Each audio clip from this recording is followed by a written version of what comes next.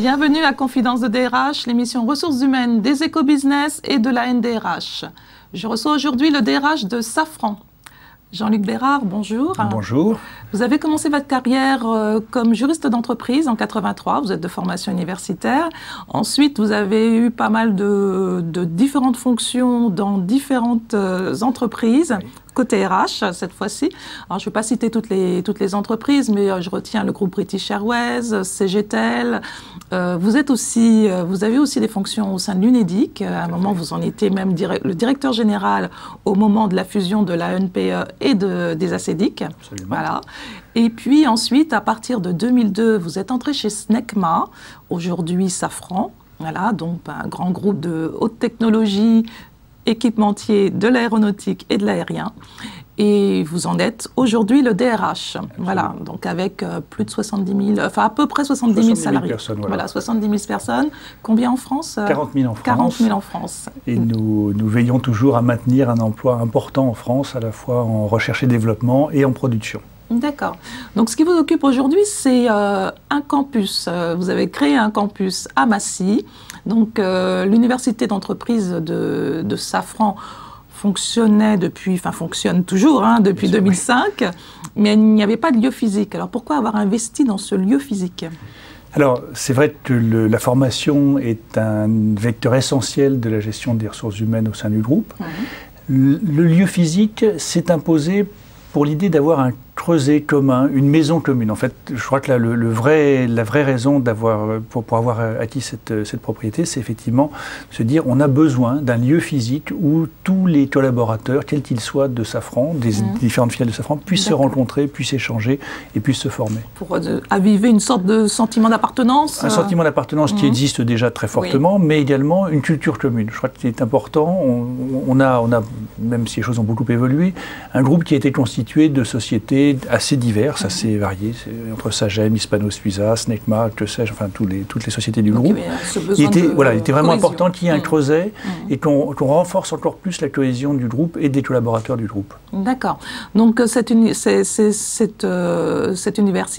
cette formation, quels sont vos plans de formation? Ça va concerner combien d'heures de formation, combien de salariés?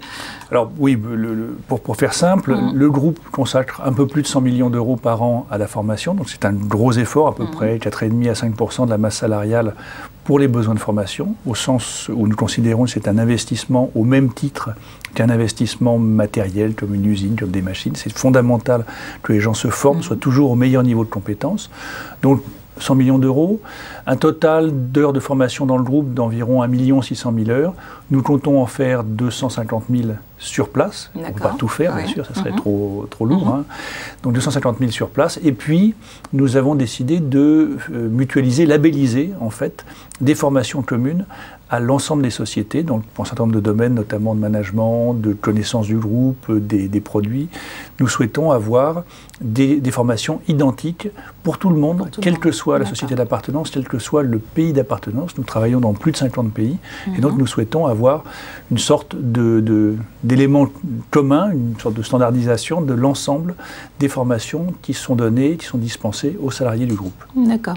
Justement, puisqu'on parle de formation, quel est votre sentiment par rapport à ce nouvel outil qui va sortir là, en 2015, le compte personnel de formation, qui succède au DIF? On en dit beaucoup de choses, certains parlent de coquilles vides, faute d'abondement de l'entreprise. Vous, qu'en pensez-vous?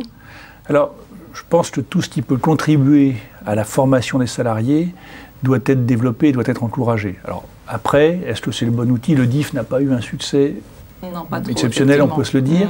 Donc il était temps de toute façon de renouveler l'outil. C'est bien. Maintenant, la question que je me pose, c'est est-ce que le même outil est adapté à tout le monde? Vous avez des gens qui sont en situation de demande d'emploi, des gens qui sont au travail.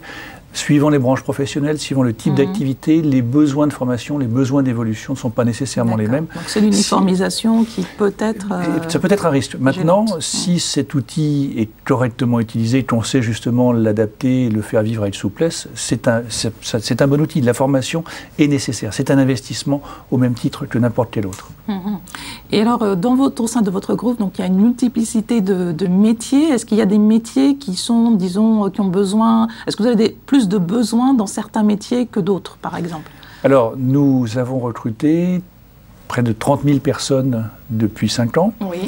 Essentiellement des ingénieurs, des gens qui vont travailler en recherche et développement, surtout. Nous avons une quantité de programmes en développement aujourd'hui, donc ça a été vraiment le gros besoin. Et puis, il y a quelques métiers en tension, des métiers notamment d'architecte système, des métiers d'électroniciens. Ceux-là, on a un peu plus de mal, mais je crois que nous ne sommes pas les seuls. Et puis, parallèlement, nous développons des embauches de techniciens, d'opérateurs sur des machines, donc en production. Et c'est peut-être, je pense, un bon signe. D'ailleurs, c'est signe que le groupe va bien, puisque nous embauchons en France sur des postes où, effectivement, jusqu'à présent, il y avait un peu moins de besoins. Donc, technicien, c'est quel niveau d'études? Ça correspond à quoi, à peu près? Bac plus 2, bac professionnel, BTS, des niveaux de formation de cet ordre-là. D'accord. Donc là, pour ces métiers-là, vous avez un besoin. On a un besoin. Qui se chiffre à peu près à combien Alors cette année, probablement de l'ordre d'1 millier de personnes dans ces métiers-là en France. Et puis également dans le monde, mais je pense que l'émission est peut-être moins regardée au Mexique ou au Maroc qu'en France. On espère quand même. Je ne sais pas. Mais nous recrutons effectivement des métiers d'opérateurs partout. Partout. Bon, très bien. Mais écoutez, nous allons passer à la séquence Le Défi. Jean-Luc Bérard, quel est votre plus grand défi pour l'année prochaine, l'année 2015? Alors, le plus grand défi, en fait, il se compose en 3 volets, si je puis dire. Le premier, c'est d'arriver à développer les compétences des personnels, toutes catégories confondues, tous métiers confondus. Et ça, c'est vraiment fondamental. Nous sommes un groupe de haute technologie, donc il est nécessaire que nous soyons toujours au meilleur niveau de compétences mondiales. Alors, je pense que nous le sommes. Les places de numéro 1 mondial, européen dans nos spécialités ne sont pas usurpées. Donc effectivement, il y a un vrai souci de maintien de compétences et de développement des compétences.